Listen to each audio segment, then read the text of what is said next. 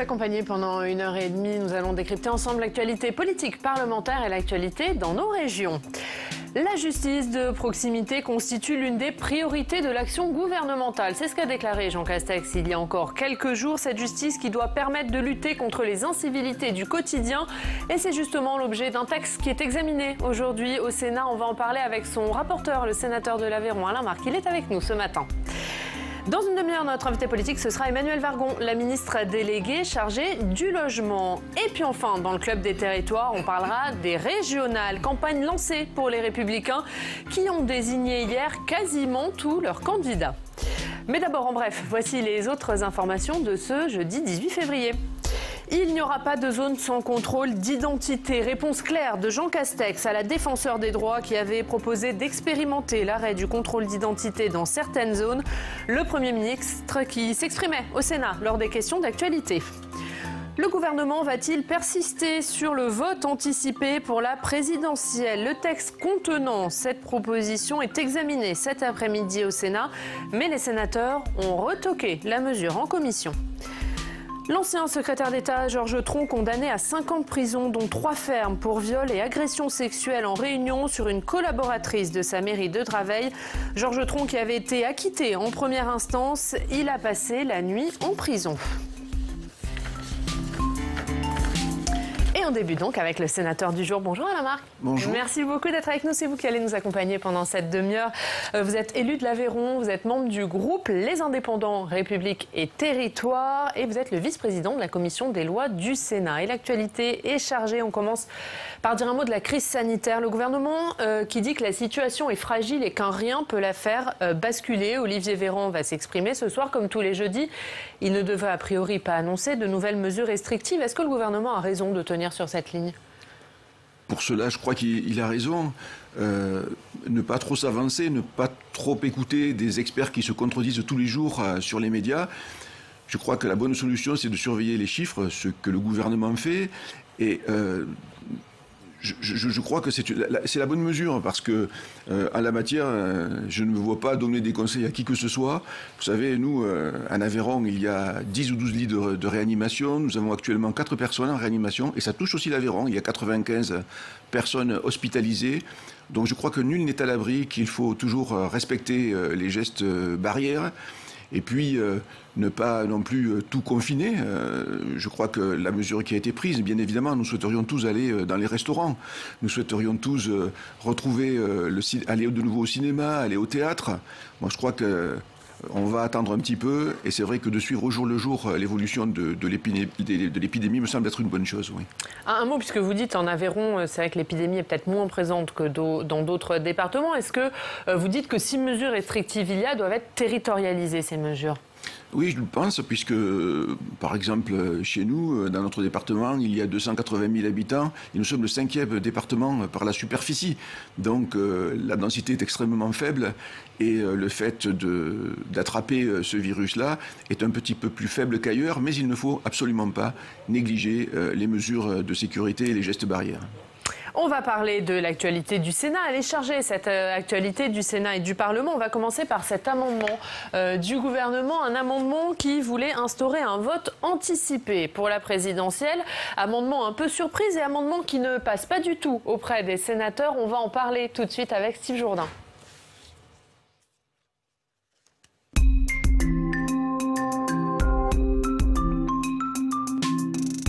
Bonjour Steve. Bonjour Yann, bonjour Alain Marc.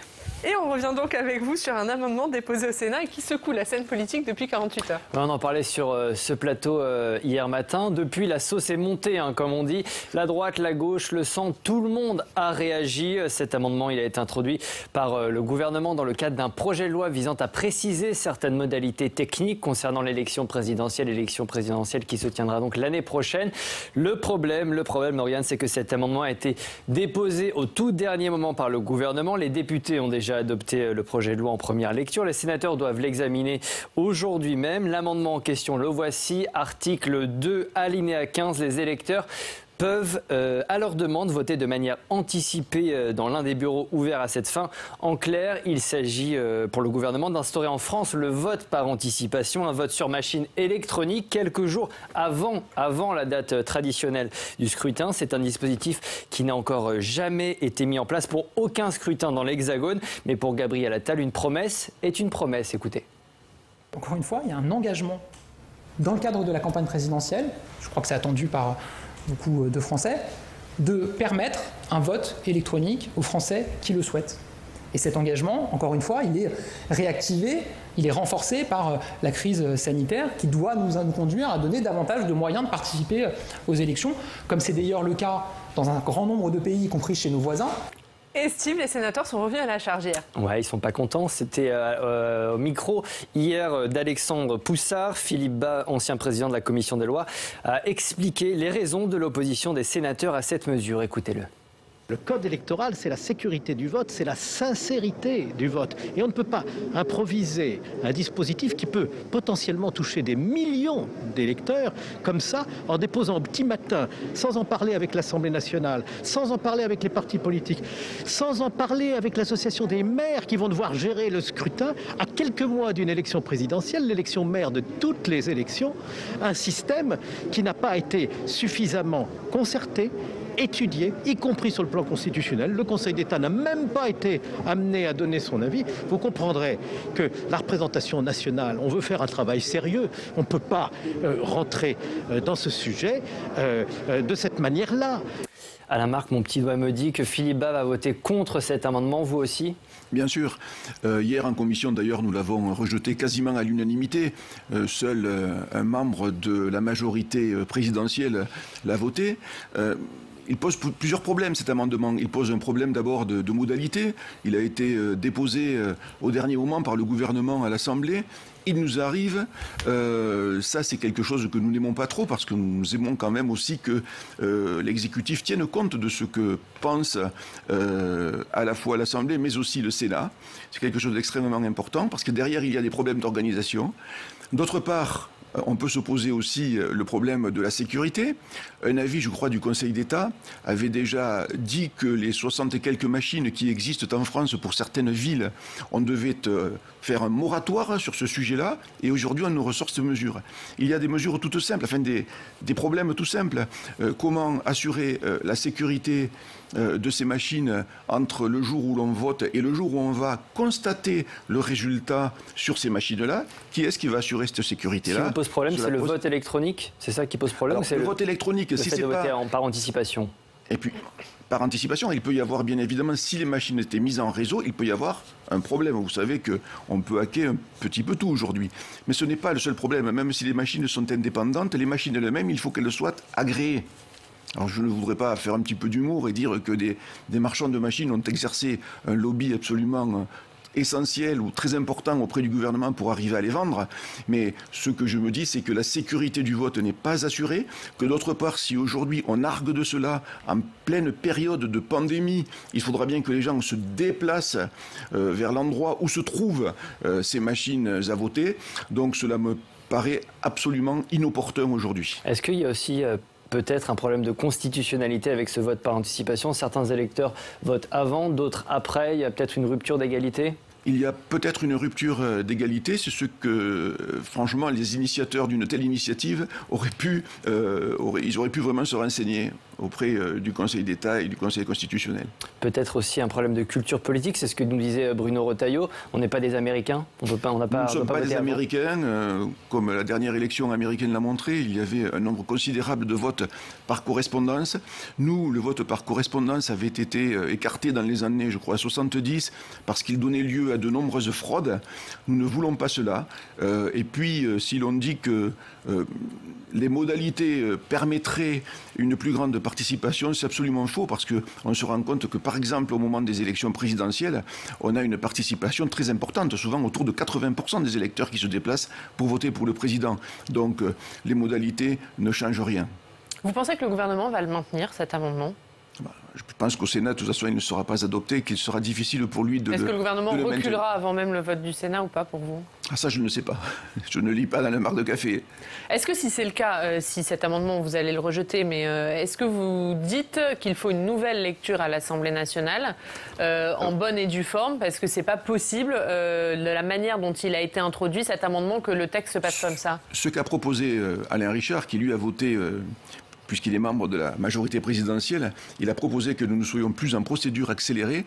Et il a demandé si nous accepterions de discuter de cet amendement dans le cadre d'une procédure normale. Et quelle a été votre position sur le fait de lever cette procédure accélérée? Nous n'avons rien dit. Un dernier mot là-dessus, puisque l'Association des maires de France a réagi. Hier, elle considère cette initiative inacceptable, je cite, elle appelle le Parlement à l'écarter et elle dénonce le fait qu'aucune consultation préalable avec les maires n'ait eu lieu. Est-ce qu'ils ont raison? Ils ont complètement raison. Enfin, qui c'est qui organise les élections? Ce sont bien les maires dans les communes. Et donc, proposer cela sans avoir fait une seule consultation, sans avoir eu une seule consultation avec l'Association nationale des maires, ça me paraît complètement fou, quoi. Donc, je crois que c'est un petit peu la réaction de tous nos collègues. Nous n'accepterons pas cet amendement-là et nous nous battrons contre celui-ci parce qu'il n'y a pas eu suffisamment de concertation avec tous les partenaires des élections. Et l'examen du texte, ce sera donc cet après-midi. Merci Steve, à tout à l'heure pour la revue de presse d'Alain Marc. On va suivre l'actualité dans nos régions. On va aller à Lyon, on va retrouver Franck Viard. Bonjour Franck, merci beaucoup d'être avec nous. Vous êtes chef des informations au Progrès. Et à la une du Progrès ce matin, c'est Emmanuel Macron qui lance la riposte après les cyberattaques qui ont frappé les hôpitaux de Dax et de Villefranche-sur-Saône. Oui, effectivement, Oriane, bonjour. Après Dax dans les Landes, donc un virus s'est attaqué lundi à l'hôpital de Villefranche-sur-Saône, qui se situe au nord de Lyon, en cryptant les données de son réseau informatique. Cette attaque a brutalement désorganisé son activité. Donc une rançon en bitcoin a été demandée, mais le gouvernement l'assure, il affirme aucune rançon ne sera payée. Et Emmanuel Macron prévoit en personne d'annoncer aujourd'hui un plan de lutte contre la menace numérique. Qu'est-ce qu'il a annoncé Emmanuel Macron, Franck? Alors écoutez, il va présenter aujourd'hui, donc jeudi, un plan destiné à mieux protéger les organisations privées et publiques face à la menace numérique. Et selon nos informations, le président prévoit notamment de mettre 1 milliard d'euros sur la table, pas moins. Pour ça, le chef de l'État sera aujourd'hui en visioconférence avec les hôpitaux de Dax et de Villefranche-sur-Saône. Emmanuel Macron prévoit notamment d'annoncer une enveloppe de 500 millions d'euros réservée à la recherche et au développement, ainsi qu'une enveloppe de 74 millions d'euros qui seront consacrés à la création d'un campus cybersécurité qui réunira 1 millier de professionnels. Selon nos informations, ce campus sera installé à La Défense, près de Paris. Et Franck, à lire également aujourd'hui dans Le Progrès une interview exclusive du ministre de la Santé, Olivier Véran. Oui, effectivement, le ministre de la Santé nous a accordé une interview exclusive accordée aux journaux du groupe de presse EBRA.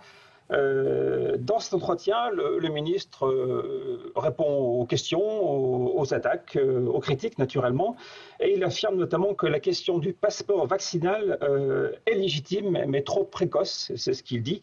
Et il pense que cette question doit être tranchée à l'échelle européenne, mais pas maintenant, explique-t-il. Ouais, il revient longuement sur cette année de crise au ministère dans cette interview sur le jour où il a compris que la situation était très grave. Il revient également sur la polémique sur les masques. Une interview très intéressante à lire ce matin dans les journaux du groupe EBRA. Merci beaucoup Franck. Merci d'avoir été avec nous et on revoit la une du Progrès. Macron lance la riposte. C'est à la une de votre journal. On va continuer à balayer l'actualité avec vous Alain Marc et l'actualité c'est la réponse hier de Jean Castex lors des questions d'actualité. Réponse à la défenseur des droits qui avait proposé d'expérimenter l'arrêt du contrôle d'identité dans certaines zones. Il a été assez ferme, Jean Castex. Il n'y aura pas de zone sans contrôle d'identité. Qu'avez-vous pensé de la réponse du Premier ministre ? Elle était nette, elle était ferme. Il le fallait parce que avoir simplement proposé ça me semble complètement stupide. D'ailleurs, je crois qu'il y a eu un mot d'Emmanuel Macron qui, par ailleurs, a nommé cette dame. Je crois qu'en la matière, si j'ose un petit peu faire de l'humour, d'humour. Elle a dépassé le mur du son de l'imbécilité. Je crois qu'on ne peut pas, quand on a été, je crois, magistrate, qu'on connaît un petit peu le droit public, on se doute bien qu'une telle mesure serait complètement inconstitutionnelle. Et puis, j'avais suggéré, lorsque M. Toubon était défenseur des droits, que l'on assigne d'autres missions à cette autorité administrative indépendante, qu'on l'appelle défenseur des droits, mais aussi promoteur des devoirs. Cela me semblerait être peut-être une bonne idée dans cette période où on est tous en recherche de citoyenneté. Concrètement, ça serait quoi l'émission? Promouvoir les devoirs me semble aujourd'hui, dans cette période qui est difficile, où on parle beaucoup d'incivilité, qu'on essaye d'adapter le droit à de nouvelles formes de délinquance, me semblerait quand même extrêmement intéressant. On va continuer avec l'actualité du Parlement, l'actualité qui concerne la justice. On commence par la réforme de la justice pénale des mineurs qui a été définitivement adoptée par le Parlement cette semaine. C'est la réforme qui met fin à l'ordonnance de 45 et qui vise à simplifier et à accélérer le jugement pour les mineurs délinquants. La principale innovation de cette réforme, c'est une double audience désormais qui aura lieu. Il y aura une première audience pour statuer sur la culpabilité du mineur, une deuxième audience pour statuer sur la sanction et entre les deux, une période de mise à l'épreuve éducative. Est-ce que ça vous paraît la bonne méthode? Je crois que c'est la bonne méthode parce que cette ordonnance de 45, elle a été modifiée 39 fois en 76 ans. Il s'agissait donc de reprendre tout cela et d'adapter le droit à la fois à une nouvelle forme de délinquance dont on voit les effets tous les jours sur les chaînes, mais aussi de protéger les mineurs. Je crois qu'il y a ces deux aspects et il me semble que ce texte, s'il ne répond pas complètement à cette problématique-là, devrait à tout le moins permettre peut-être de se rapprocher de ce que nous souhaitons tous. Et ça veut dire qu'il manque encore des choses dans ce texte? Il manque sans doute des choses, mais l'excuse de minorité qui était invoquée avant fera place aujourd'hui au discernement.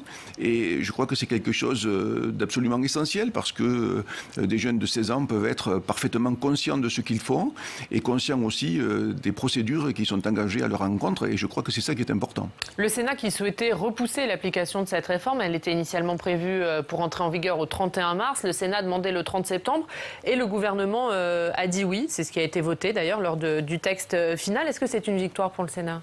C'est une victoire. Je ne sais pas si c'est une victoire. C'est surtout quelque chose de bon sens. Vous savez, les sénateurs sont des gens pragmatiques et il faut que le droit rentre dans les juridictions, que les gens se l'approprient et donc il fallait bien cet espace temporel jusqu'au 30 septembre pour que cette justice pénale des mineurs puisse prendre complètement son effet.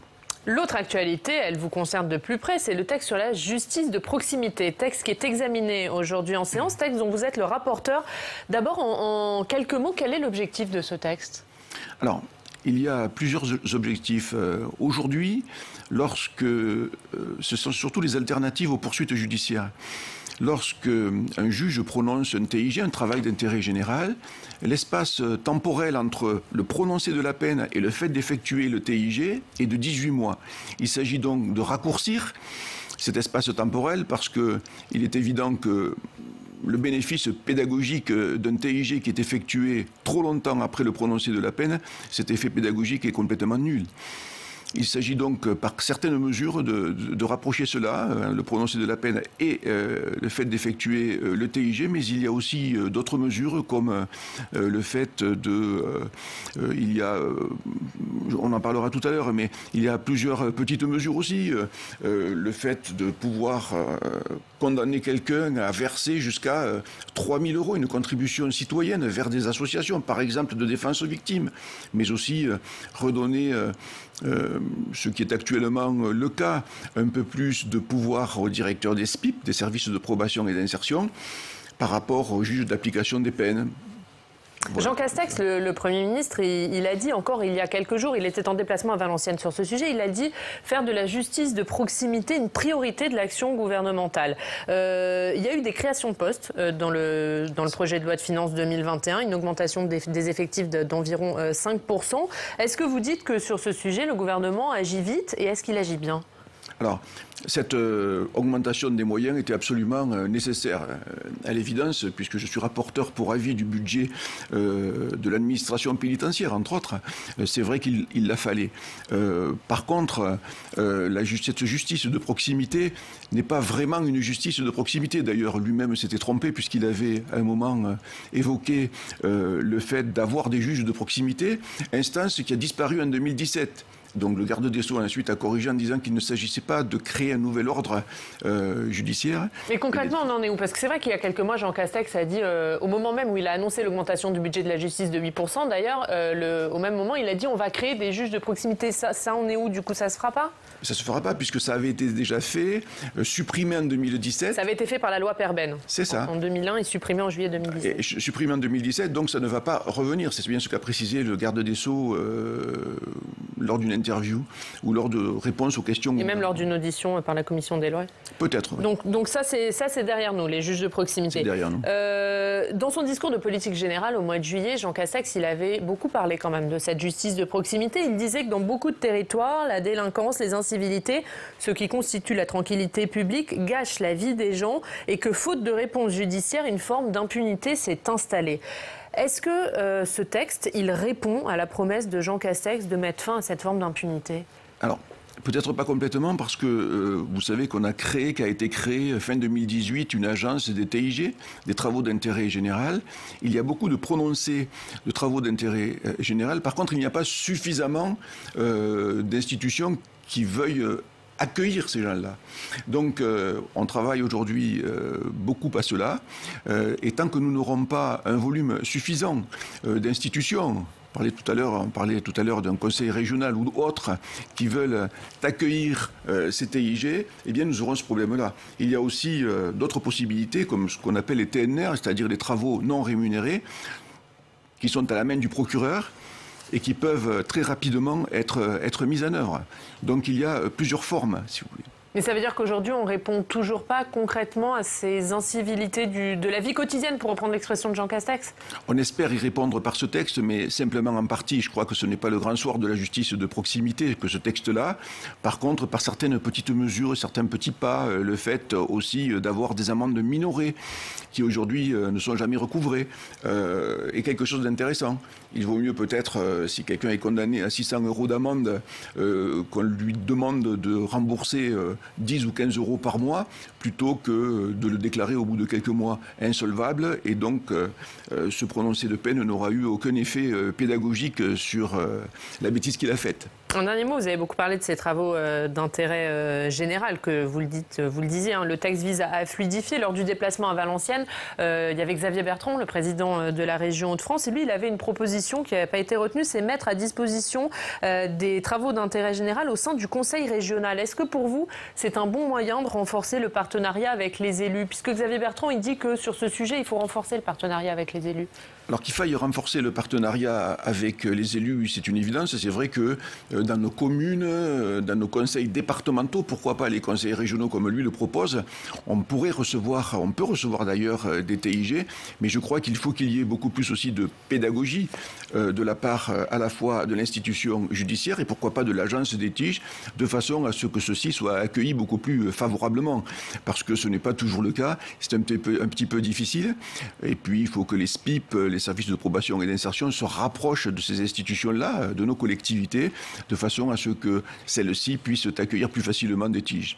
Voilà, et ce texte dont vous êtes le rapporteur sera donc examiné tout à l'heure dans l'hémicycle du Sénat. On va maintenant terminer en regardant votre revue de presse, Alain Marc. C'est avec Steve Jourdain qui revient.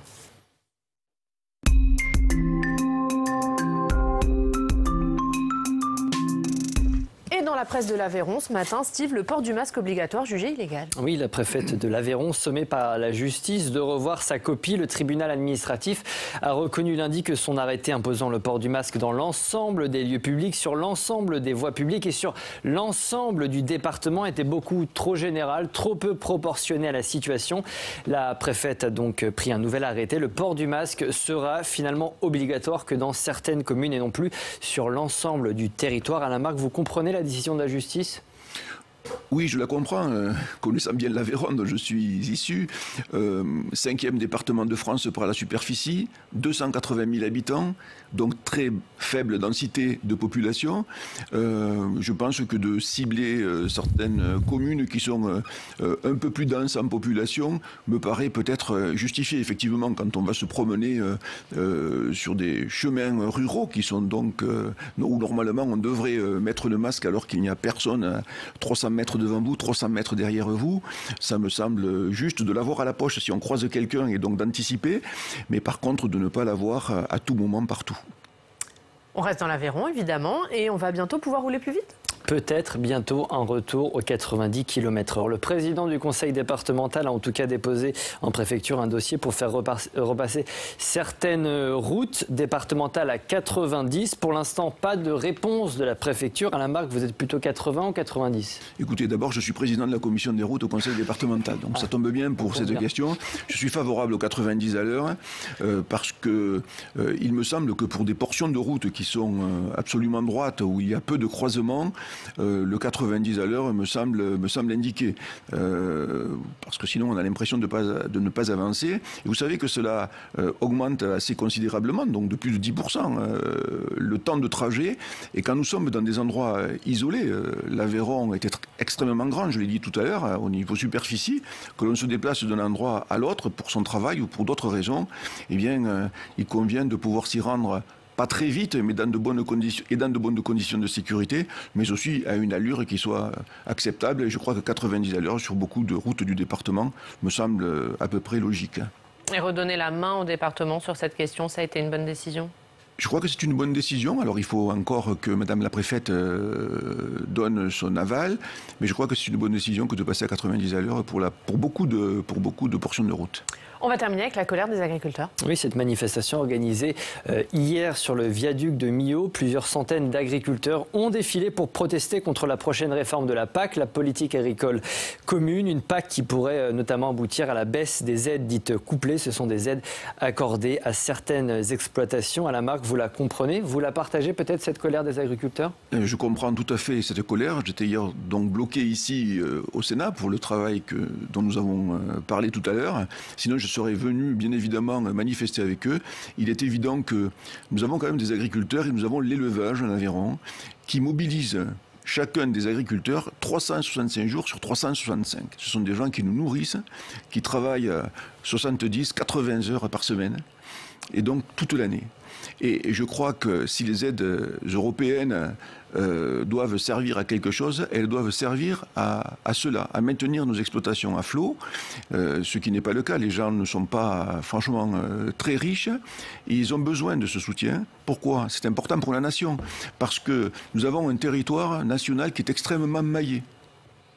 Et ces zones de montagne, comme l'Aveyron, sont très maillés. Donc si on veut conserver une agriculture qui est de grande qualité aujourd'hui, eh bien, et des exploitations viables, il faut vraiment que nous conservions ce que nous avions en termes d'ICHN, d'aides couplées, etc. Donc je soutiens bien évidemment complètement nos agriculteurs sur ce sujet-là. Et merci beaucoup. Merci Alain Marc d'être venu nous voir ce matin. Tout à l'heure, Steve. Dans 2 minutes, nous allons accueillir notre invité politique. C'est Emmanuelle Wargon, la ministre déléguée chargée du logement. Je vais y arriver, mais d'abord, regarder un extrait des questions d'actualité au gouvernement. Les sénateurs qui ont posé plusieurs questions sur les propos de la défenseure des droits qui voulait expérimenter des zones sans contrôle d'identité. On va écouter la réponse du Premier ministre Jean Castex qui a coupé court à la polémique.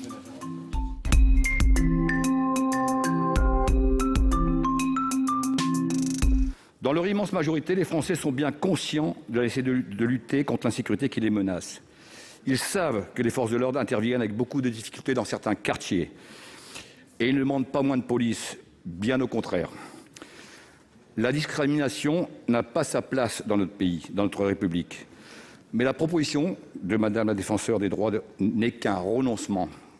Une République à 2 vitesses où les lois s'appliqueraient selon les quartiers. Elle contient une assignation insupportable. Elle laisse entendre qu'un contrôle d'identité serait forcément contrôle au faciès et qu'il faudrait arrêter ces contrôles. Policiers et gendarmes remplissent leur mission avec exemplarité et ceux qui manquent à leur devoir sont sévèrement punis. Nous voulons assurer ici aux forces de l'ordre tout notre soutien. Monsieur le ministre, pouvez-vous nous confirmer que cette expérimentation n'aura pas lieu, car il est vital d'assurer l'autorité de l'État dans tous les territoires de la République? Comme vous le savez toutes et tous, la défenseure des droits, autorité pour laquelle nous avons tous beaucoup de respect, est une autorité administrative indépendante qui formule un certain nombre de préconisations. Il se trouve que le gouvernement de la République est également indépendant de la défenseure des droits et que, avec tout le respect, je le répète, dû à cette institution, je dis solennellement devant le Sénat et devant le pays qu'il n'y a pas et qu'il n'y aura pas de zone sans contrôle d'identité en application des lois de la République. Je vous remercie.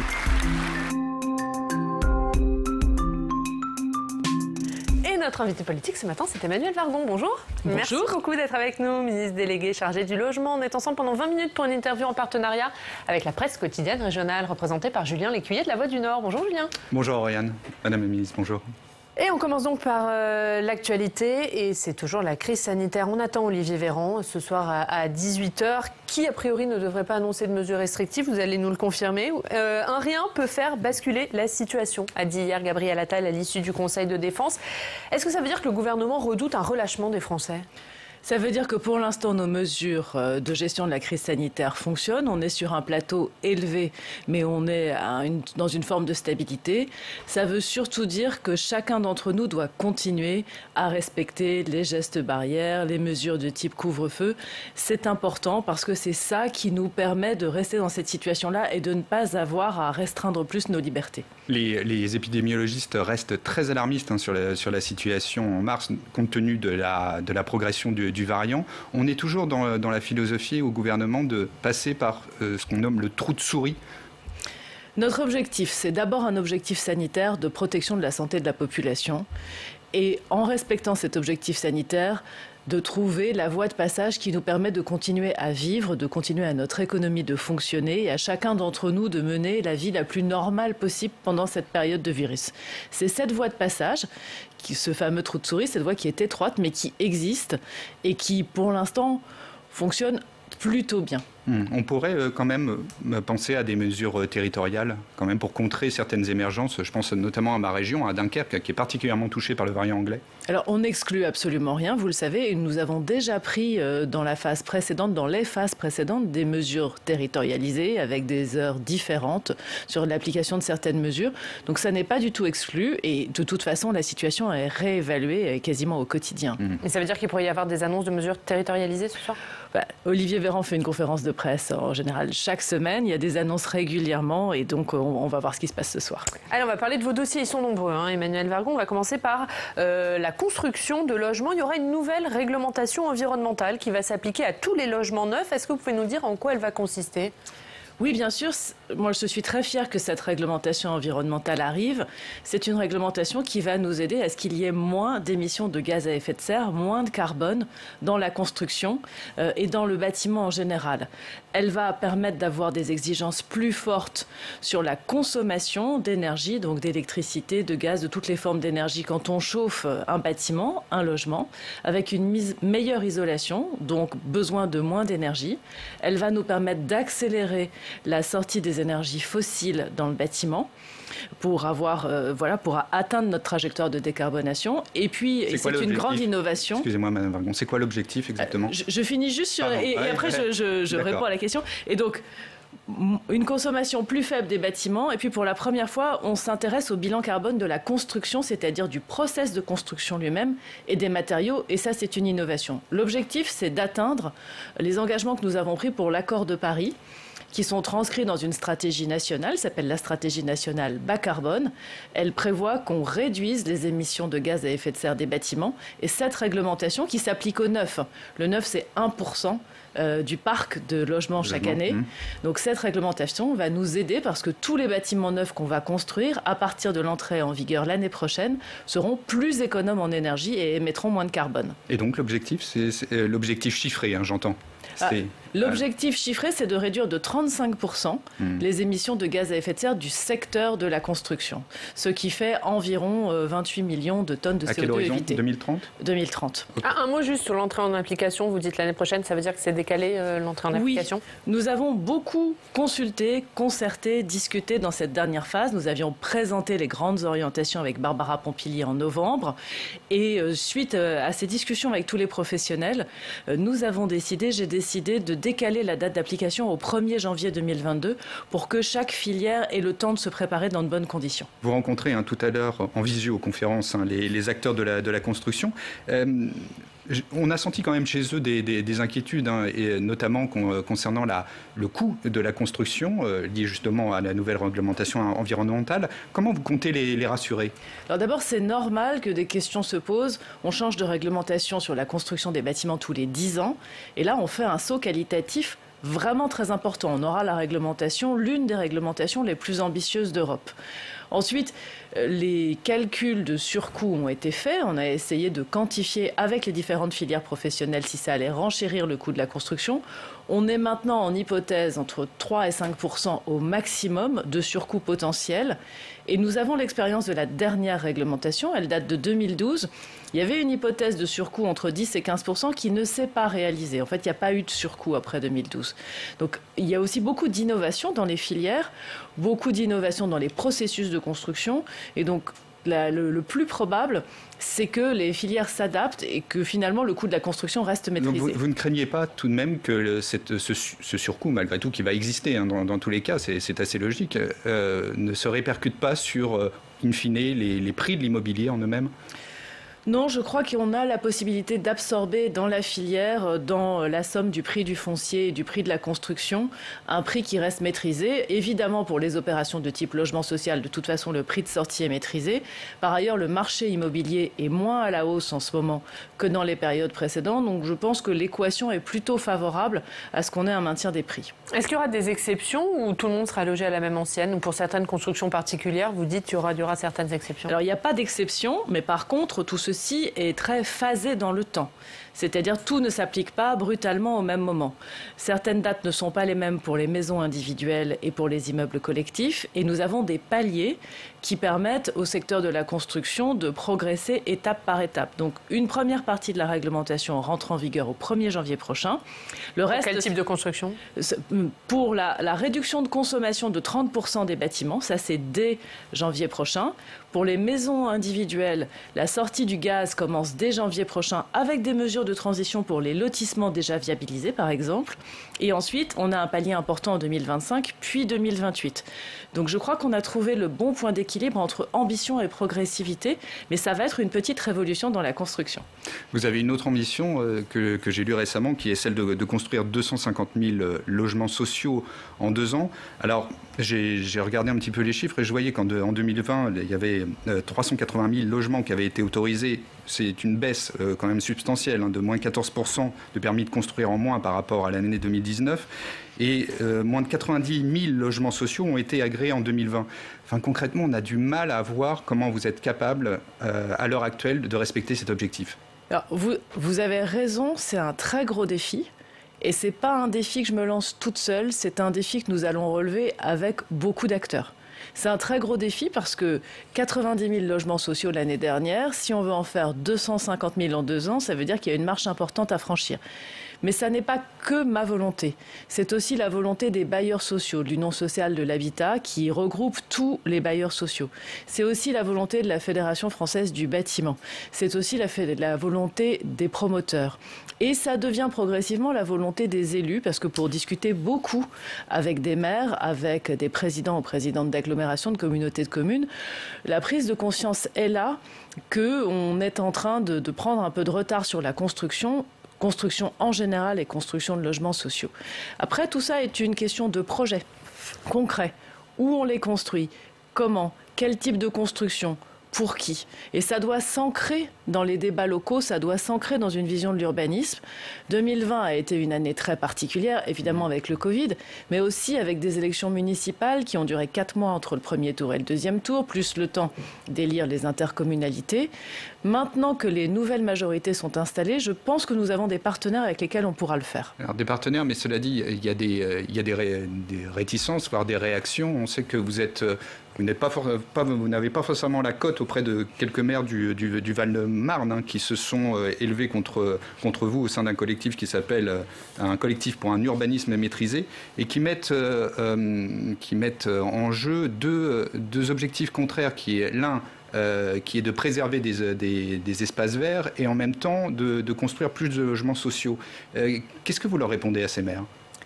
Moi, je réponds plusieurs choses. La première, c'est que je défends le logement social partout et en particulier là où on en a besoin.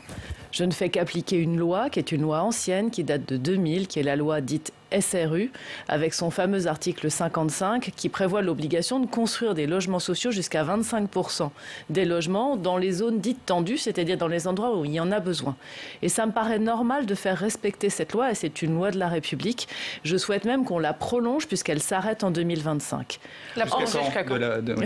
J'ai demandé à Thierry Repentin, qui est aussi un élu local, de me faire des propositions avec toutes les parties prenantes, et donc l'AMF était bien sûr représentée avec d'autres. Il y a plusieurs options possibles. Soit, en fait, la mécanique s'applique jusqu'à ce qu'on arrive à 25%, soit on se redonne une dizaine ou une quinzaine d'années. Ça sera une proposition législative que le gouvernement fera dans la loi 4D. Mais tout en restant toujours sur l'étiage de 25%? Tout en restant sur l'étiage de 25%. Essayons déjà d'atteindre ces 25%. Cette loi SRU, elle a permis de construire 900 000 du 1,8 million de logements sociaux construits depuis 2000. Donc elle est utile. Et après, ça n'est pas inévitable d'avoir une contradiction entre construire et aménager avec des espaces verts. Et c'est ce que je réponds aux maires du Val-de-Marne, mais aux maires des Yvelines avec lesquels j'ai fait une réunion de travail il y a une dizaine de jours, mais à tous les maires que je vois lorsque je me déplace sur le terrain. On en a discuté avec François Barouin, j'étais chez lui à Troyes la semaine dernière. C'est une contradiction qu'on peut dépasser. On a des manières de construire dans lesquelles on trouve une forme de densité acceptable, avec aussi de la nature en ville, des espaces verts et des services. Et c'est un besoin pour la population, parce que les mêmes qui nous disent que c'est difficile d'avoir toujours plus de logements sont aussi ceux pour lesquels dont les enfants n'arrivent pas à se loger, sont aussi ceux qui veulent des services de proximité et un accès à des transports en commun. Donc cette équation, on peut la résoudre. Et moi, j'aimerais qu'on la résolve ensemble politiquement.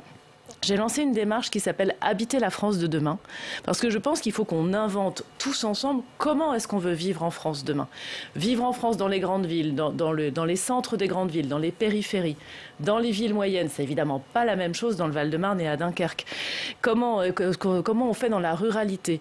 Comment est-ce qu'on construit cette vision d'un urbanisme plus accessible, plus acceptable et plus différencié? Et donc c'est cette main tendue que je propose aux élus. Et d'ailleurs, ces maires du Val-de-Marne, comme les autres, je leur ai proposé un rendez-vous. D'accord. Donc mesures sur la loi SRU dans la loi 4D. Il y a aussi des critiques sur le manque de mixité sociale. Est-ce que là aussi, il y aura des mesures dans la loi de décentralisation? Absolument, parce que c'est aussi important de construire des logements sociaux que de savoir qui habite dans les logements sociaux et comment est-ce qu'on garantit une vraie mixité sociale, donc mixité des classes sociales partout en France.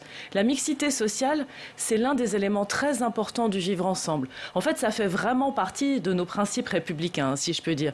Et nous en avons besoin, et le logement social peut être un vecteur très important pour y arriver. Je rappelle que le logement social, c'est pour tout le monde. C'est 70% des Français qui sont éligibles au logement social. Mais lorsqu'on ne prend pas garde aux attributions, on a tendance à créer des ghettos, à créer des endroits dans lesquels on a des taux de pauvreté très importants, ajouter de la pauvreté à la pauvreté, et d'ailleurs créer une forme d'entre-soi, de l'autre côté, entre classes très favorisées. Et ça peut se traiter si on s'intéresse de beaucoup plus près aux attributions de logements sociaux. Donc dans la loi 4D, il y aura des propositions législatives sur ce sujet. C'est une façon pour vous de... Excusez-moi, c'est une façon pour vous de lutter contre le séparatisme? Absolument. C'est l'autre volet de la lutte contre le séparatisme. Parce que plus on est mélangé, plus les classes sociales différentes vivent ensemble, plus le succès scolaire est au rendez-vous pour tous les enfants. Vous avez des études intéressantes faites par des chercheurs qui montrent que la diversité de niveau dans une classe est en fait une chance non seulement pour les élèves plus en difficulté, mais aussi pour les meilleurs élèves. Donc cette mixité sociale, c'est la base de l'égalité des chances. Mais concrètement, et c'est la il y aura base quel type de la mesures, progression Emmanuelle sociale. Vergon, dans cette loi de décentralisation? Ce sera quel type de mesures? Plusieurs choses. D'abord, redéfinir qui sont les publics prioritaires pour le logement social. Aujourd'hui, il y a 13 catégories, c'est assez compliqué. Et dire aussi que les travailleurs, dits travailleurs essentiels, les travailleurs clés, ceux qui font vivre nos villes, ont besoin d'être logés pas trop loin de là où ils travaillent. Ensuite, responsabiliser plus les élus, à la fois à l'échelle intercommunale et à l'échelle communale. Et enfin, travailler différemment avec les bailleurs sociaux, puisque pour l'instant, chaque collectivité et l'État et Action Logement ont chacun des quotas de réservation de logement social et finalement personne n'a la vision globale. Donc retrouver les moyens de piloter cette politique. Un dernier mot sur ce sujet. Yannick Jadot, au début du mois, il appelait à porter à 30% le seuil minimal de logements sociaux dans les villes où l'offre en matière d'habitat s'avère insuffisante. Vous fermez la porte à cette idée ? Mon premier objectif, c'est de faire respecter une loi qui a plus de 20 ans, qui dit 25%, et on a encore 1000 communes en France qui ne respectent pas cette loi. Qu'après, certaines communes puissent aller plus loin, c'est très bien. Il y a des communes qui ont plus de 25% de logements sociaux, mais je crois que le bon équilibre, c'est 25%. On va parler de la loi climat, Julien. Oui, les associations de défense de l'environnement vous accusent d'avoir édulcoré les propositions de la Convention citoyenne pour le climat. Est-ce que vous n'êtes pas resté au milieu du gué alors que le Conseil environnemental, social et le Conseil économique, social et environnemental, le Conseil pour la transition écologique doutent de la capacité de la France de respecter ses engagements à l'horizon 2030 en termes de réduction des gaz à effet de serre? Je ne crois pas. Il y a des mesures fortes dans cette loi qui d'ailleurs seront des mesures qui vont être discutées parce que dans certains cas, il y a des obligations ou des interdictions vraiment structurantes. Si je prends mon domaine, le domaine du logement, on va interdire à la location les passoires thermiques, donc les logements avec une étiquette F ou G en 2028. C'est 1,8 million de logements concernés. Et donc, au contraire, on va avoir un défi important pour savoir comment on accompagne ces 1,8 million de propriétaires pour faire des travaux dans les délais. Qu'est-ce que vous allez leur proposer justement à ces propriétaires qui voient cet objectif d'un œil circonspect? Parce que ça va coûter beaucoup d'argent pour la rénovation. On va leur proposer des aides améliorées. On a déjà mis en place MaPrimeRénov' qui marche très bien l'année dernière. On l'ouvre aux propriétaires bailleurs cette année. On va leur proposer un accompagnement amélioré. Je suis en train de finir de conventionner avec les régions et les intercommunalités pour qu'il y ait un réseau de guichets d'accompagnement, de services publics sur l'efficacité et la rénovation, l'efficacité énergétique et la rénovation partout en France pour qu'il puisse y avoir des points de conseil.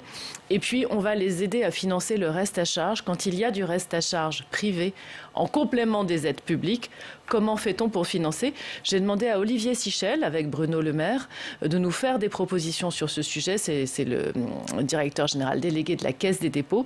Il nous rend, là encore avec une task force, des propositions début mars pour faire plus et plus fort sur les aides, l'accompagnement et le financement. Les aides au financement, vous pensez à quoi? À des prêts à des taux préférentiels? C'est quoi? Le secteur bancaire est déjà en partie mobilisé, puisque souvent le reste à charge est financé soit par du crédit immobilier, soit par de l'éco-prêt à taux zéro, soit carrément par du crédit à la consommation.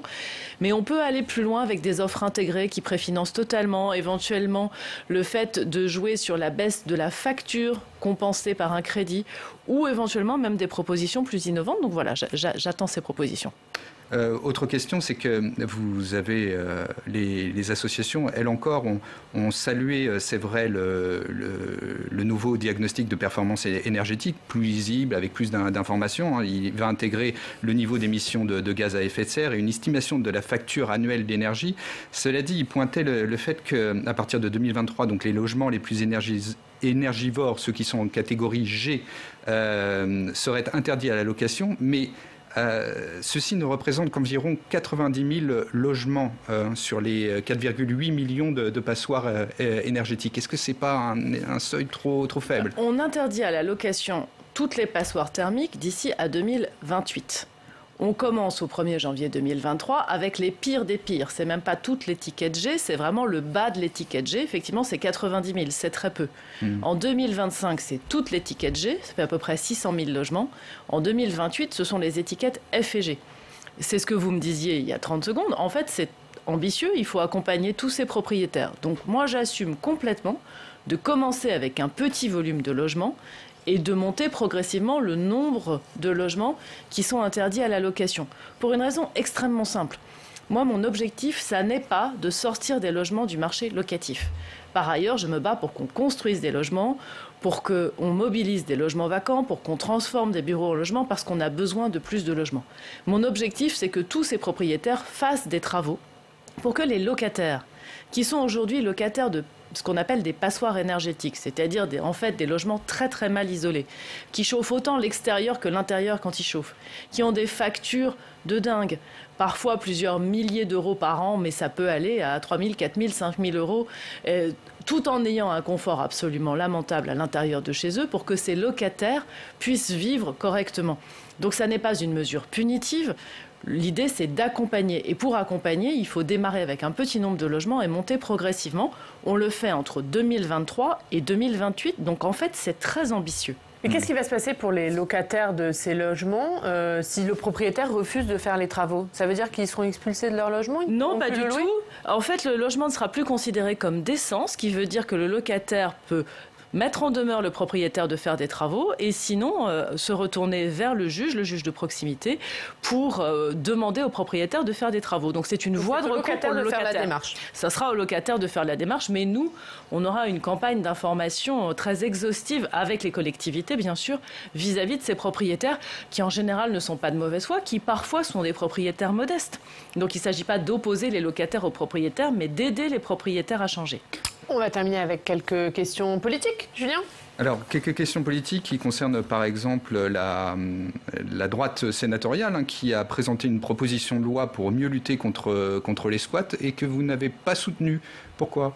Parce que moi, je considère que le changement législatif que nous avons fait dans la loi qui s'appelle ASAP répond à la difficulté.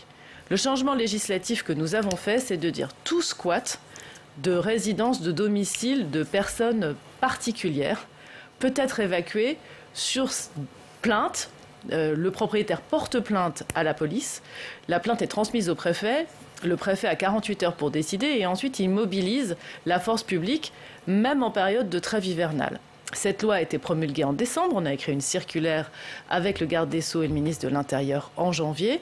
Et donc, il y a maintenant un régime beaucoup plus protecteur des propriétaires particuliers. Et ça n'est que justice. Moi, je suis comme tout le monde, je suis choquée des différentes histoires et situations particulières qu'on a pu voir. Ça a commencé avec ce retraité à Théoul-sur-Mer jusqu'à cet autre retraité à côté de Toulouse. Donc, je considère que pour tout ce qui est squat de domicile, chez les particuliers, la loi a changé dans la bonne direction. Donc elle pourra assurer à ses propriétaires que la force de la justice passera beaucoup plus rapidement. Mais c'est surtout que ça ne passe plus par une procédure judiciaire. Ça passe par une procédure administrative sous la responsabilité des préfets. Parce que la difficulté dans la période actuelle, c'est que dans certains cas, il faut saisir la justice et que c'est forcément plus long, parce que les procédures judiciaires, c'est plusieurs mois, parfois plus. Donc là, on ne passe plus par la procédure judiciaire. Alors certains me demandaient de le faire pour tout type de squat, de tout type de bâtiment, y compris des immeubles de bureaux abandonnés depuis très longtemps. Et là, je considère que la proportionnalité n'y est plus. Parce que ça n'est pas du tout la même chose d'être dans une situation où le squat a lieu chez quelqu'un, que ce soit une résidence principale ou une résidence secondaire ou une résidence occasionnelle, vous êtes chez quelqu'un, que dans un immeuble administratif ou industriel potentiellement désaffecté, dans lequel il ne s'est rien passé depuis 10 ans. Là, la justice continue à passer, donc ça reste des procédures judiciaires. Et je trouve qu'on a atteint le bon équilibre et que le reste est un peu plus démagogique. Un dernier mot des régionales, Emmanuelle Wargon, puisque vous avez déclaré que vous étiez candidate en Ile-de-France, dans le Val-de-Marne plus précisément. Est-ce que le MoDem sera aux côtés de la majorité présidentielle dans cette élection ? Absolument, je serai avec Laurent Saint-Martin dans l'aventure des élections régionales en Ile-de-France. Nous discutons avec nos partenaires, le MoDem, mais aussi Agir Territoire de Progrès. Et les discussions sont plutôt bien bien engagées. Après, elles sont pas totalement finalisées. Mais le MoDem sera à vos côtés parce que Valérie Pécresse dit le MoDem, ils sont dans mon exécutif, ils ont voté 100% de mes propositions tout au long de mon mandat, ça va être difficile pour eux de faire campagne contre moi. Il y a des élus MoDem avec Valérie Pécresse dans sa majorité. Maintenant, le MoDem, en tant que mouvement politique, a déclaré soutenir, être dans la majorité présidentielle en Ile-de-France comme ailleurs. Et après, ces élus auront à décider et définir leur propre ligne. Mais le MoDem sera avec nous dans la majorité présidentielle. Mais pas forcément leurs élus.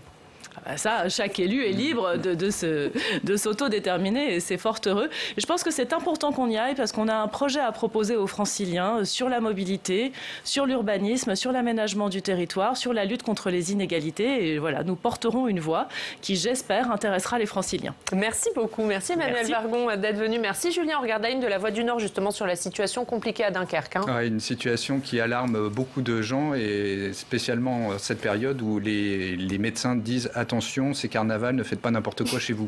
Voilà, vous passez le message. Merci Julien, merci Madame la Ministre. Merci. On passe tout de suite au Club des Territoires.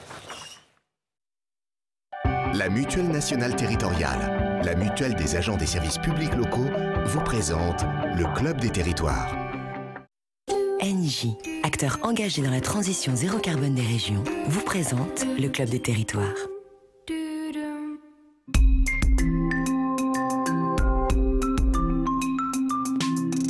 La presse quotidienne régionale et les télévisions locales vous présentent le Club des Territoires. Et avec nous dans ce Club des Territoires, Patrick Roger et Jean-Philippe de Rosier qui nous rejoignent. On parlera avec vous, messieurs, des régionales, campagne lancée du côté des Républicains qui ont investi hier quasiment tous leurs candidats. Et puis on parlera de la Nouvelle-Calédonie puisque pour la première fois depuis les accords de Nouméa, les indépendantistes sont à la tête du gouvernement. On va en parler avec vous, bien sûr, et on sera sur place avec le sénateur Gérard Poadja. On suivra bien sûr l'actualité dans nos régions. On sera du côté de Marseille avec Guilhem Ricavi, le directeur des rédactions de la Provence. Mais nous commençons par notre reportage à votre rencontre. On termine notre semaine auprès des restaurateurs auvergnats dans le Cantal. Certains ont obtenu le droit de rouvrir leurs portes aux ouvriers. Samia Dechir et Fabien Recker sont allés dans l'un de ces établissements. Regarde.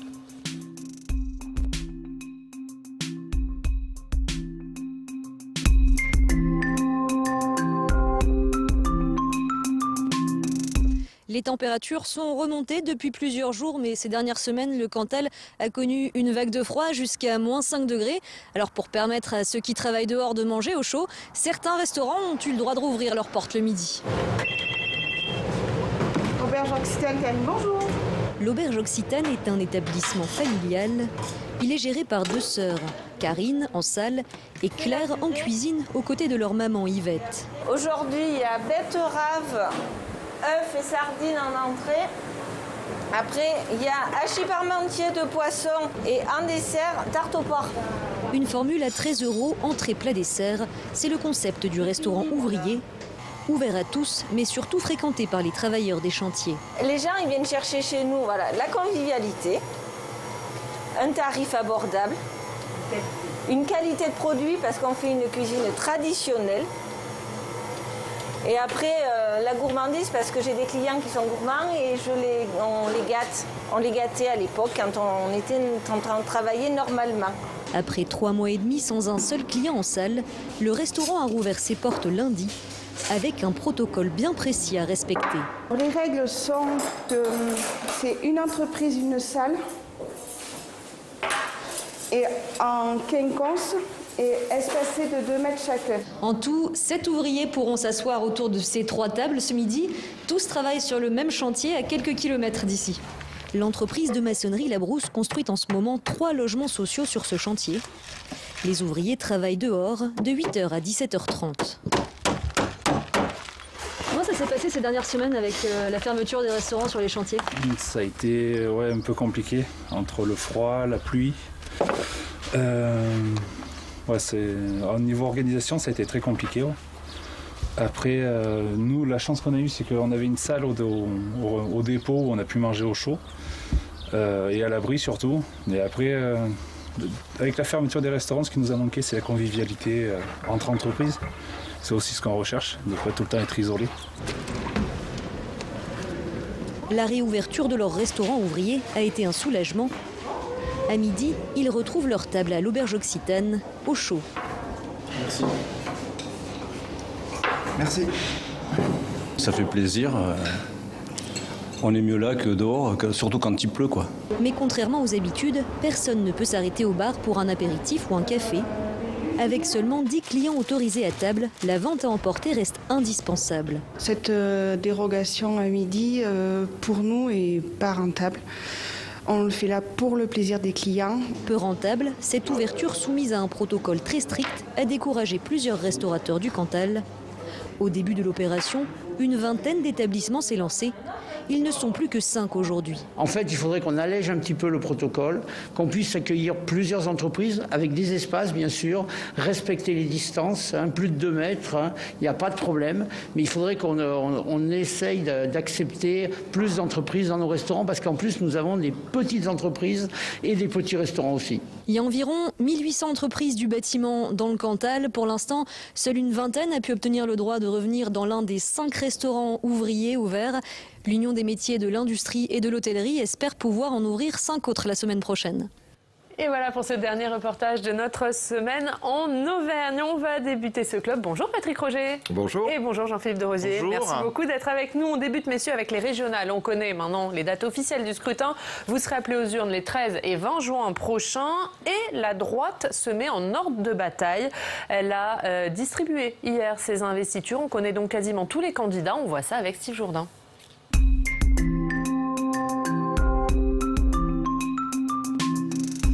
Et Steve, le scrutin des régionales approche donc à grands pas et la droite lance enfin sa campagne. Oui, top départ d'une campagne qui tardait effectivement un peu à se dessiner. Toutes les têtes d'affiche ou presque sont connues. 3 nouveaux candidats ont été officialisés hier du côté des Républicains. Il s'agit de l'ancien maire de Bordeaux, Nicolas Florian pour la Nouvelle-Aquitaine, du député et ancien secrétaire d'État Nicolas Forissier dans le centre Val-de-Loire et enfin de l'ex-députée Isabelle Le Callennec en Bretagne. Un seul cas reste encore à trancher, c'est celui de l'Occitanie. Le député Aurélien Pradier doit prendre sa décision d'ici à la semaine prochaine. Mais au sein du parti, on pense qu'il n'ira pas. C'est donc Christophe Rivinc, le chef de file LR au Conseil régional, qui pourrait en profiter. À noter que dans les 7 autres régions métropolitaines, les Républicains soutiendront les présidents sortants. Je fais référence à Laurent Wauquiez en Auvergne-Rhône-Alpes, à Christelle Morancet en Pays de la Loire, à Renaud Muselier en PACA, à Jean Rotner dans le Grand Est, Valérie Pécresse en Île-de-France, Xavier Bertrand dans les Hauts-de-France et puis le centriste Hervé Morin en Normandie, Oriane. Le casting est donc quasiment complet, il est connu, reste maintenant à définir la stratégie. Oui, s'allier ou non avec La République En Marche dans certaines circonscriptions, telle est la question. Officiellement pour la direction LR, c'est niet. Hors de question de s'allier avec un parti que l'on combat nuit et jour dans l'hémicycle et dans les médias. Écoutez à ce sujet Philippe Mouillet. Philippe Mouillet, il est secrétaire général adjoint du parti. Écoutez-le. Avant tout, il faut surtout montrer nos vraies valeurs, montrer le projet politique que nous avons, qui n'est pas le même projet politique. Nous sommes en fracture sur un certain nombre de sujets, on le voit bien au niveau national, mais on le voit aussi dans la façon dont nous avons une vision de la gestion des régions. L'élément principal, l'exemple que je peux donner, c'est notre vision de la décentralisation, qui n'est pas du tout la même, dans lequel nous considérons que les régions doivent avoir un rôle important, notamment en matière d'aménagement du territoire, en matière de santé, en matière de services à la population. Donc c'était un regard complètement différent. C'est un scrutin très important, Oriane, pour la droite. Il ne faut pas se rater, il faut envoyer un message après le revers des municipales. Il faut aussi se servir de ces élections pour peut-être se doter d'un champion en vue de l'élection présidentielle de l'année prochaine. Oui, peut-être. On va en parler avec Patrick Roger et Jean-Philippe de Rosier. Après des municipales plutôt réussies, il faut le dire, pour les Républicains. Est-ce que l'enjeu pour le parti, c'est de conforter leur ancrage local ?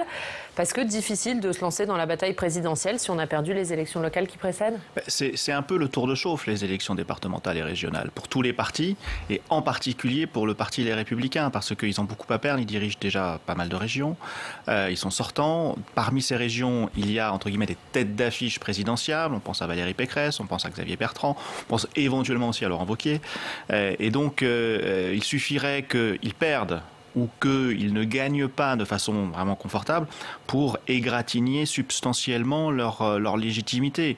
Là où, quelque part, les autres grands partis, si tant est qu'ils sont encore grands, la République En Marche, bien sûr, la majorité, mais aussi la gauche, le Parti Socialiste et Europe Écologie Les Verts, ils ont eux aussi un tour de chauffe à faire, mais pas grand-chose à perdre. Les Verts ne dirigent pas de région, ils espèrent en gagner une, mais bon, les socialistes doivent faire leurs preuves aussi. Mais disons qu'ils sont dans une position presque plus confortable que les Républicains face à ce scrutin qui va être effectivement assez décisif dans la dernière ligne droite. Patrick, ce sont les Républicains qui ont le plus à perdre lors de ces régionales ?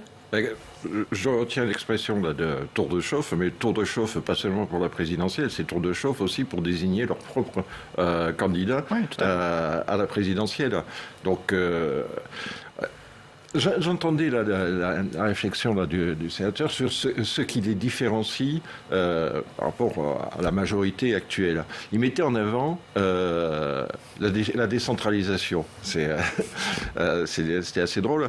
Et parce que je suis persuadé que ce n'est pas totalement un hasard si Jean Castex, samedi dernier, a exhumé le fameux projet de loi 4D, décentralisation, différenciation, déconcentration, décomplexification des cartons où ils sont mêlés, à l'approche justement de ces régionales, de régionales et départementales. Ça va être un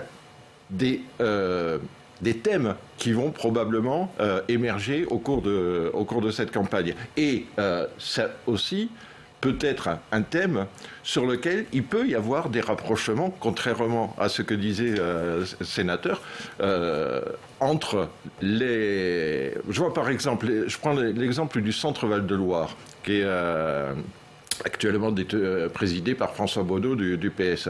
Entre Nicolas Forissier, qui a été choisi comme candidat par LR, et Marc Fesneau, qui sera le candidat la tête de liste de la majorité, il peut y avoir justement, au second tour, évidemment, des rapprochements qui s'effectuent contrairement à ce que dit actuellement le président des Républicains. D'autant que dans cette région, un sondage de IFOP paru cette semaine donne les 4 candidats, celui du RN, Marc Fesneau, Nicolas Forissier, c'est Guillaume Pelletier qui a été testé dans le sondage, et François Baudot, très proche. Il y a 4-5 points d'écart entre ces 4 candidats. Les alliances, elles peuvent se jouer dans ces régions particulières ? Absolument. Sur les alliances, justement, puisqu'on parle de la question des alliances, Christophe Castaner, ce week-end dans Le Parisien, il a tendu la main aux Républicains, notamment à Renaud Muselier. Christophe Castaner, on le rappelle, c'était lui le candidat du Parti Socialiste en 2015. Dans cette région Provence-Alpes-Côte d'Azur, il s'est désisté au second tour pour faire barrage au Rassemblement national. Et là, il tend la main à Renaud Muselier dès le premier tour. Christian Jacob, hier, lors de la commission d'investiture, il a dit « pas question, pas d'alliance avec La République En Marche ». Est-ce qu'il y a un coup politique derrière ? Le Parti des Républicains ne peut pas s'allier avec La République En Marche à l'approche des présidentielles, ça serait un mauvais signal envoyé à leurs électeurs, c'est ça ? Oui, ils sont un peu coincés. La République En Marche aimerait bien, c'est évident, pour justement capter l'électorat et aller de plus en plus vers la droite. Le problème d'Emmanuel Macron, il est identique en 2022 qu'il était en 2017, il n'a pas d'électorat propre. Et il n'a pas réussi pendant ce quinquennat à se construire son électorat. Il a réussi à devenir président grâce à un électorat plutôt de gauche, centre-gauche, celui qui avait porté François Hollande à la présidence. Et il sait bien qu'a priori cet électorat-là ne va pas lui rester fidèle. Et donc il essaye d'aller capter l'électorat de droite, des Républicains. On ne sait pas si ça va marcher ou pas. Et donc pour eux, idéalement, il faudrait évidemment, ils fassent une alliance avec LR pour neutraliser un petit peu les volontés présidentiables et capter l'électorat. LR, de son côté, n'en veut surtout pas parce qu'il voit bien très clair dans ce jeu, dans cette manœuvre politique, qui n'est même pas une manœuvre, qui est une stratégie politique, et veut conforter son identité. Maintenant, les annonces, on ne fera jamais d'alliance à la veille d'un scrutin, on ne sait jamais ce qui peut se passer lors du scrutin. Si par mésaventure extrême, LR se retrouve sous la barre des 10, ils vont bien devoir faire des alliances avec quelqu'un. C'est peu probable, mais on ne sait jamais. Donc il ne faut jamais dire jamais en politique. Un dernier mot là-dessus, Patrick. Oui, ce qu'il ne faut pas oublier, c'est que pour les Républicains, l'ennemi principal, c'est le Rassemblement national. C'est pas la majorité actuelle, c'est pas Macron, c'est le Rassemblement national. Et donc les Républicains aujourd'hui tentent d'enrayer la déperdition de ce côté-là. On aura bien sûr l'occasion de reparler de ce sujet. Messieurs, on va aller faire un tour dans nos régions, voir l'actualité dans nos régions. On va aller à Marseille, comme tous les jeudis, retrouver Guilhem Ricavi. Bonjour Guilhem. Merci beaucoup d'être avec nous ce matin, directeur des rédactions de la Provence. Et à la une de la Provence aujourd'hui, c'est Jean-Claude Gaudin qui a passé la journée d'hier en garde à vue. Oui, effectivement, Jean-Claude Gaudin, l'ancien maire de Marseille, qui a passé près de 10 heures en garde à vue au lendemain de 2 perquisitions menées dans ces 2 logements à Mazargues, dans le quartier de Mazargues à Marseille, où il est né, où il a grandi, où il habite dans la maison qu'avait d'ailleurs construit son père, qui était maçon, et puis dans son 2e logement, sa maison de campagne, à une petite demi-heure de Marseille, à Saint-Zacharie. Ce que les enquêteurs veulent savoir sur réquisition du parquet national financier, c'est comment effectivement a été gérée la ville de Marseille, et notamment comment et pourquoi et de quelle façon travaillaient les membres du cabinet de Jean-Claude Gaudin, parce que l'enquête menée ces derniers mois a montré que dans ce cabinet, il y avait bon nombre d'anciens élus, de personnes parfois pas toutes jeunes, de plus de 70 ans, parfois près de 80 ans pour certains, et le parquet national financier se demande la réalité du travail qui était demandé à ses conseillers, et est-ce qu'il s'agissait véritablement de travail? Il y a là une suspicion de détournement d'argent public sur fond d'emploi fictif. Et toutes les informations à lire bien sûr aujourd'hui dans la Provence. Autre sujet, Guilhem, à lire aujourd'hui dans la Provence, c'est le projet architectural de la Cité scolaire internationale. Il a été présenté hier, Cité scolaire qui devrait ouvrir à Marseille en 2024. Oui, effectivement, c'est un projet assez ancien qui avait été reporté pour cause d'une irrégularité dans l'appel d'offres qui avait été lancé. Et donc, Renaud Muselier, président de la région Sud, Provence-Alpes-Côte d'Azur, a révélé il y a quelques jours que l'architecte retenu serait en fait un tandem d'architectes. Rudy Ricciotti, qui est notamment l'auteur du Mucem à Marseille, avec Roland Carta, qui est un architecte marseillais plutôt installé sur la place marseillaise. Et donc, ce projet d'école internationale est d'accueillir plus de 2000 élèves de l'école élémentaire jusqu'au lycée, avec une véritable vocation, celle de leur enseigner les langues pour les préparer au monde de demain. Ce projet est donc acté architecturalement parlant.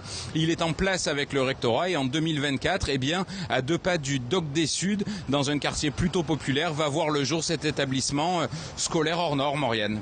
Et on va parler de l'autre feuilleton de la semaine. Cette semaine du côté de Marseille, c'est le feuilleton de l'Olympique de Marseille. Alors l'OM qui a gagné hier soir, ça devient assez rare pour être souligné, mais le torchon brûle entre l'OM et ses supporters.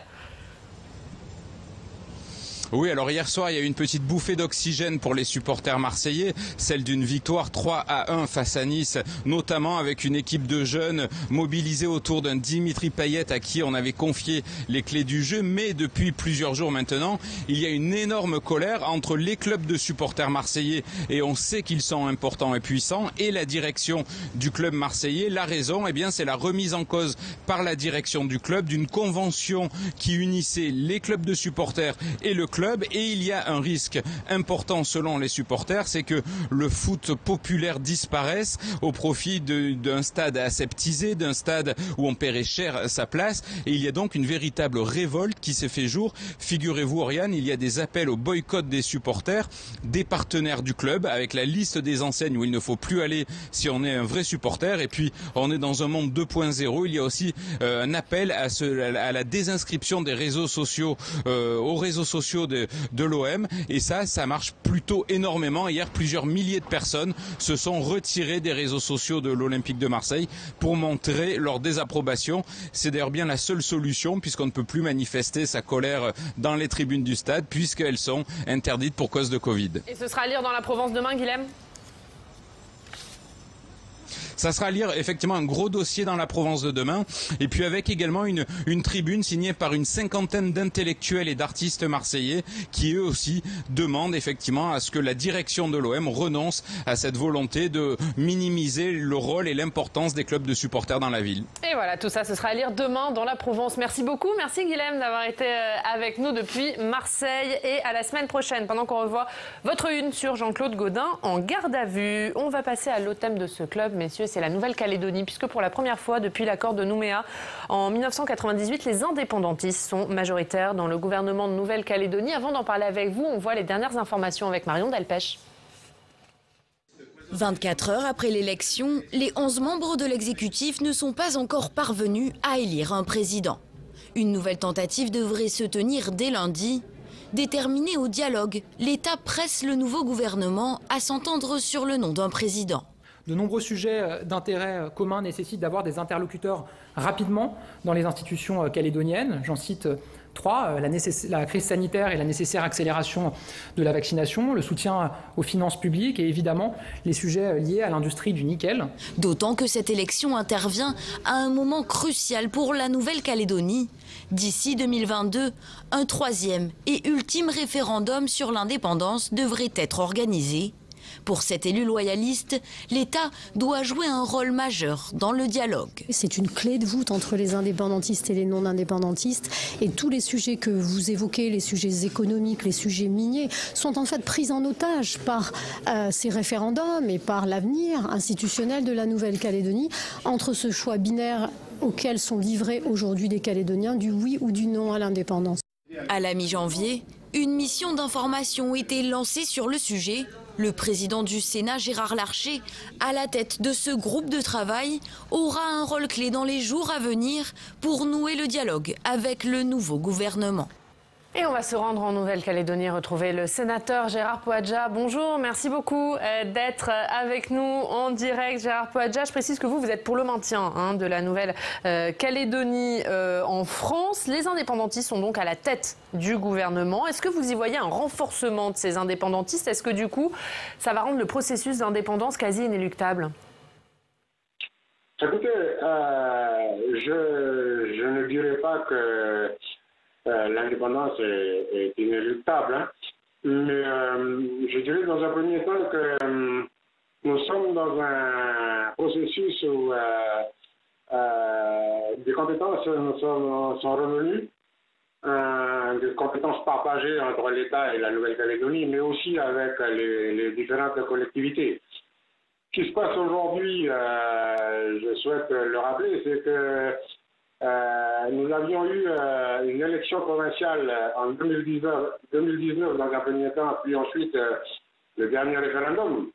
Mais le résultat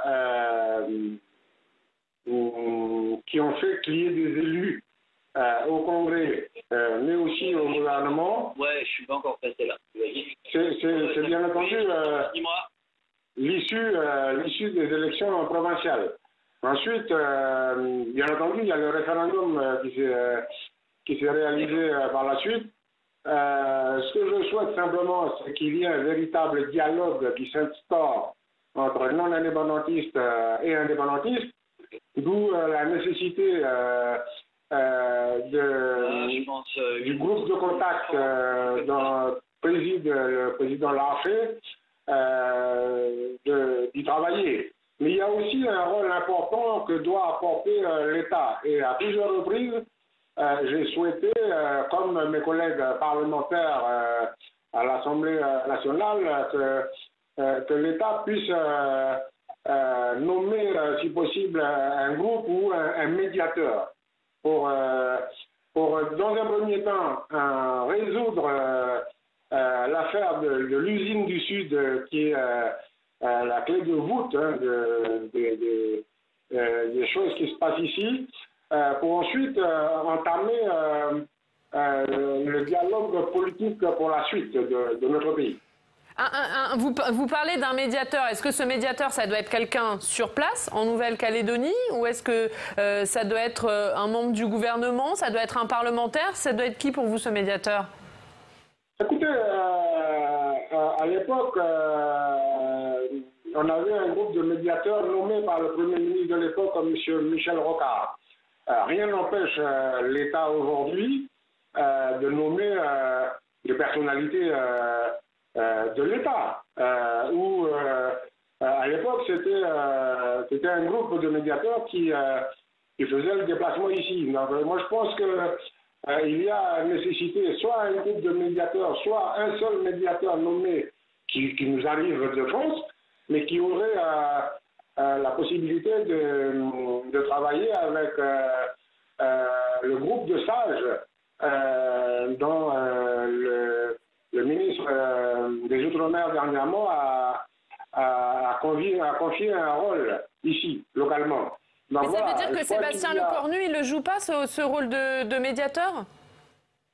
Écoutez, il le fait, mais je crois qu'il faut aller un peu plus loin, parce que la clé de voûte du dialogue ici, c'est d'abord de résoudre l'affaire de l'usine du Sud.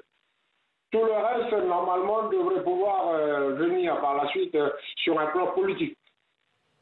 Merci beaucoup, merci Gérard Poadja d'avoir été avec nous depuis Nouméa ce matin, Nouméa en Nouvelle-Calédonie. Merci beaucoup d'avoir été avec nous. C'est la première fois depuis les accords de Nouméa que les indépendantistes sont donc à la tête de ce gouvernement. Est-ce que pour vous ça marque un tournant, Patrick Roger? Est-ce que ça rend forcément ce processus d'indépendance inéluctable ou pas du tout? L'aspiration à l'indépendance de la population kanak, elle est légitime après 150 ans de colonisation qui a parfois été, même longtemps, terrible, jusqu'aux événements des années 80. Donc l'aspiration, elle est là et elle ne disparaîtra pas, même après le troisième référendum. Ça, il faut en avoir conscience. Hein. Référendum qui aura forcément lieu pour vous. Oui. Il suffit qu'il y ait un tiers du Congrès qui en fasse la demande, et évidemment les indépendantistes ayant quasiment la moitié des effectifs. Oui, dès le 4 avril, ils peuvent en faire la demande. Ensuite, la date, c'est une inconnue.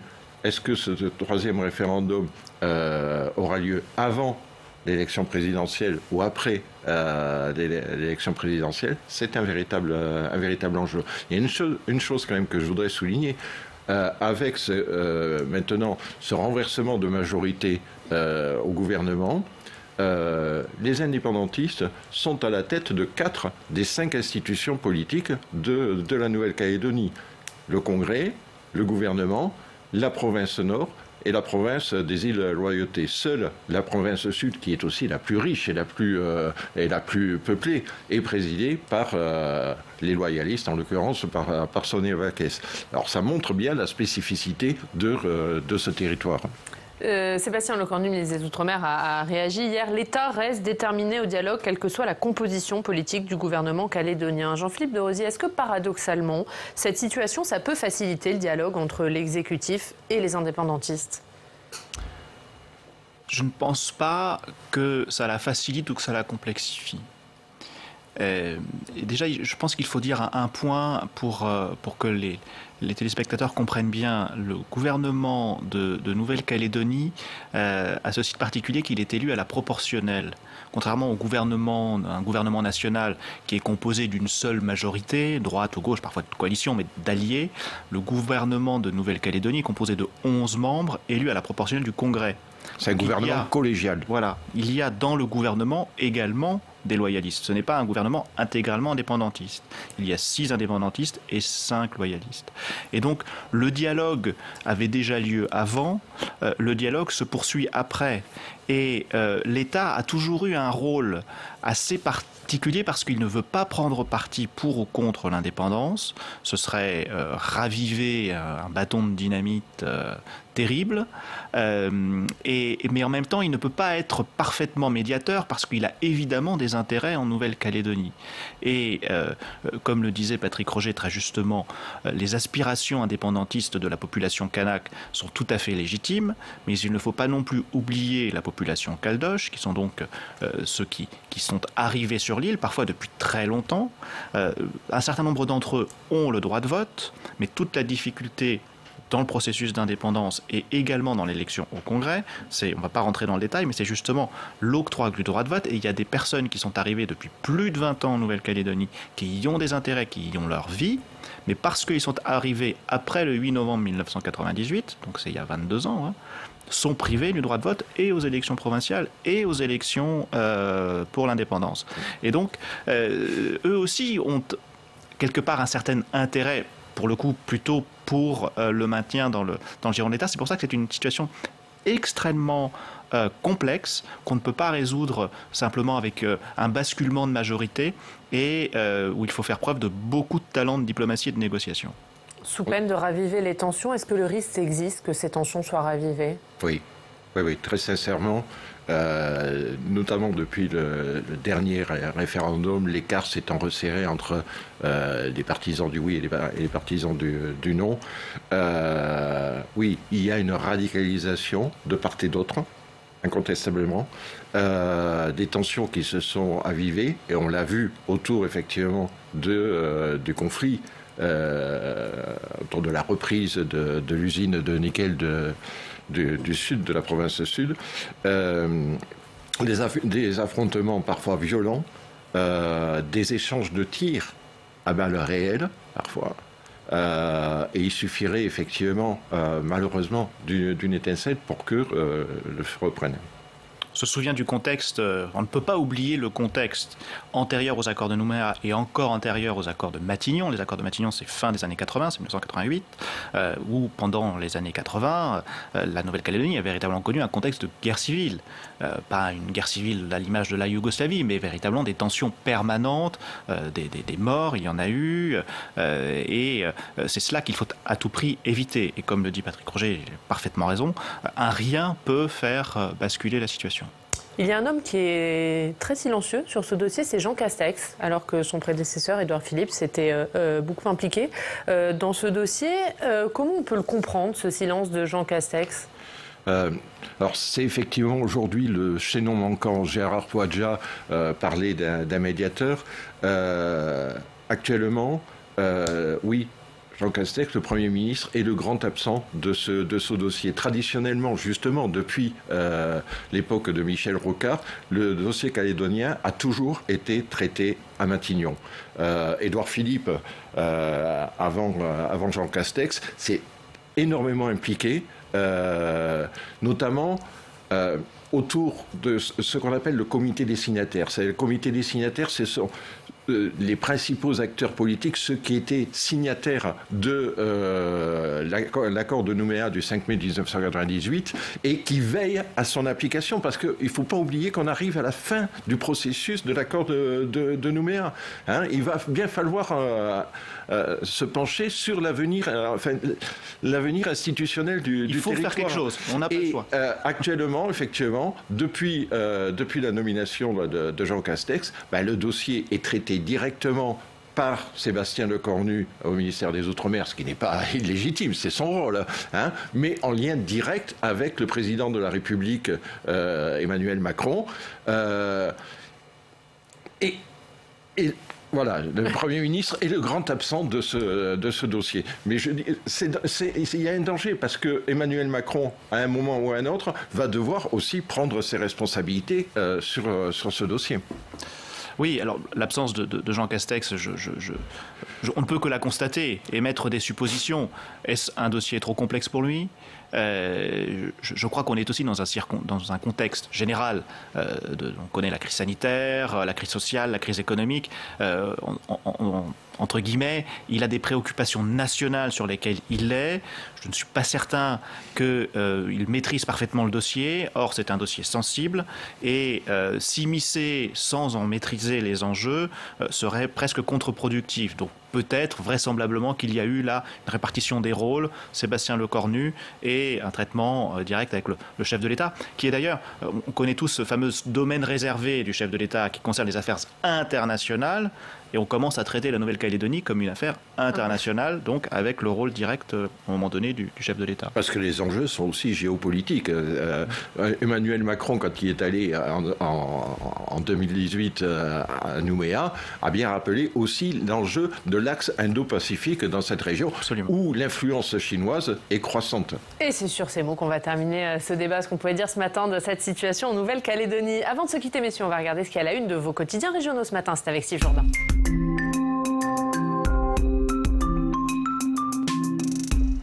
À la une ce matin, Steve, avec vous, cap sur la planète Mars. On y est presque. Oriane, 7 mois après avoir décollé, le dernier véhicule de la NASA va atterrir sur la planète rouge aujourd'hui. Atterrissage prévu en fin de journée. Ça fait la une de vos quotidiens ce matin. La Dépêche, Midi Libre, Sud-Ouest s'intéresse à cette mission qui vise à mieux connaître la planète Mars. Va-t-on trouver des traces d'une vie passée sur la planète rouge? C'est l'une des questions que se posent aujourd'hui les chercheurs. Retour sur Terre, retour à la politique avec la réponse République du Centre ce matin, la République du Centre qui se penche sur le scrutin des régionales de juin prochain. On en parlait tout à l'heure, Oriane, en centre Val-de-Loire. Ils sont 7 à briguer la présidence de la région. On a appris hier que l'ancien secrétaire d'État Nicolas Forissier portera les couleurs de la droite. Il tentera de détrôner l'actuel président PS de la région, François Bonneau. Dans l'actualité ce jeudi également, gros plan sur la colère des agriculteurs dans l'Aveyron. Centre Presse revient sur cette manifestation organisée hier sur le viaduc de Millau. 400 paysans ont défilé pour défendre la spécificité des zones de montagne à l'heure de la discussion autour de la future PAC, la politique agricole commune. C'est aussi l'occasion de vous dire que Public Sénat reviendra largement sur les questions agricoles, sur le sort des agriculteurs. Ce sera toute la semaine prochaine, émission spéciale, analyse, témoignage à retrouver dans la matinale dès ce lundi. On termine par une note positive. L'Ardennais et Nice Matin qui ont le sourire ce matin. Les courbes des nouveaux cas positifs au coronavirus sont en train de chuter. Nice Matin nous donne même des raisons d'espérer, de croire encore en cette année 2021. Tout ça, c'est-à-dire dans votre presse régionale ce matin. Et merci beaucoup Steve. En un mot, on va parler du Monde. Patrick Roger, on parle de Nouvelle-Calédonie dans le Monde. Absolument, c'est l'éditorial du Monde qui sortira à midi, portera sur la crise à haut risque en Nouvelle-Calédonie. À lire dans le journal daté de demain. Et en 10 secondes, Jean-Philippe, votre blog, La Constitution décodée. La Constitution décodée, où on peut retrouver cette semaine un débat sur notamment le projet de loi 3 et désormais 4D qui va peut-être revenir ou pas. Merci beaucoup. Merci messieurs d'avoir été avec nous ce matin. Merci à tous de nous avoir suivis. On se retrouve demain. Très bonne journée. Merci. La presse quotidienne régionale et les télévisions locales vous ont présenté le Club des Territoires.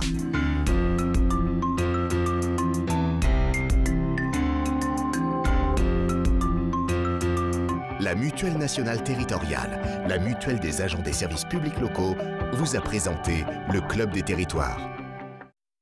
ENGIE, acteur engagé dans la transition zéro carbone des régions, vous a présenté le Club des Territoires.